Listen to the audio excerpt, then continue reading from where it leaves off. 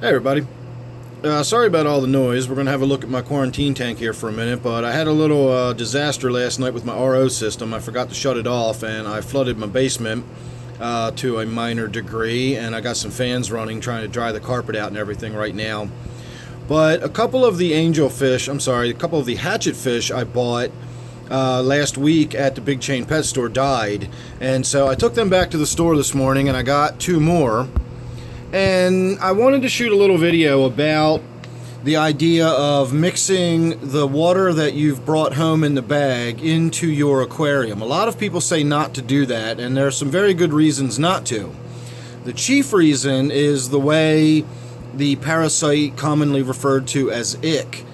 If it's in the water column, it's a small chance it'll be there, but it can be in the water column, and you can actually bring ick home and dump it into one of your tanks in one of those bags of water. Again, that's not very likely, but it can happen. I've never worried so much about it because I've got a quarantine tank, and if there's ick on the fish I'm putting in there, if there's ick in the water, it's 6 of one, half dozen of the other. I'm putting ick into this quarantine tank either way you slice it. So I've never worried about it. But today, something unusual is going on at my big chain pet store. I know I always talk about how I go over there and I get snails from them. They clean their tanks and they give me their excess snails. Well, they've got a ton of them, and the last week or so I've been talking to one of the employees over there, and they have planned on bombing their entire tank system with copper sulfate. So they're wiping out all of their snails, but their entire system is now full of copper sulfate. And if I was not the chatty type and didn't strike up conversations with people in these stores, that's not something I would have known they were doing. And I didn't know they were doing it today, in fact, except when I looked in the tanks, there was not a snail to be found anywhere. So I asked the employee, are you dosing your tanks with copper sulfate right now and killing off all the snails? And she's like, oh yeah, we got this big, blah, blah, blah. And she told me all about it. So that's not something I would have known about if I'd not really dug and, had some sort of inside skinny on what was going on in there. And that bag of water that's in there has copper sulfate in it. It has to. If they're treating their system with copper sulfate, then that bag has copper sulfate in it.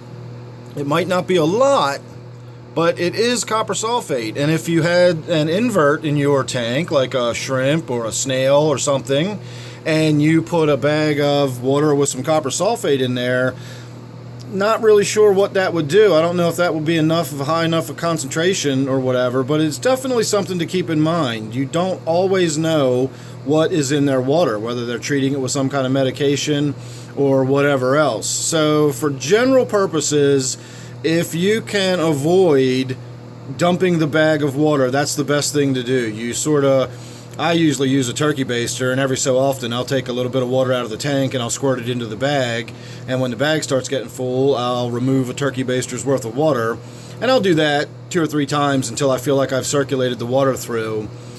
At that point, the best option that you should do is get a small dip net and dip the fish out of the bag and then put them into the tank, and then take the bag of water and dispose of that down the sink without dumping the water into the bag.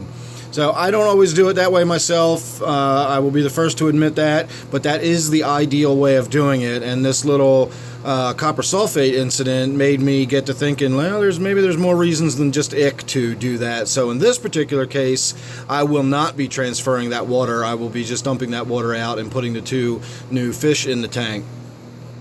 So thanks for watching. Sorry I can't squat down anymore. My knees feel like they're about to explode. That is my quarantine tank. The tank above it is my brackish tank, and then here's a little bit of my 125, etc., etc. I got lots of tanks, so you want to make sure you're subscribed. That way you won't miss anything. Thanks for watching this one. I hope to see you again real soon on the next one.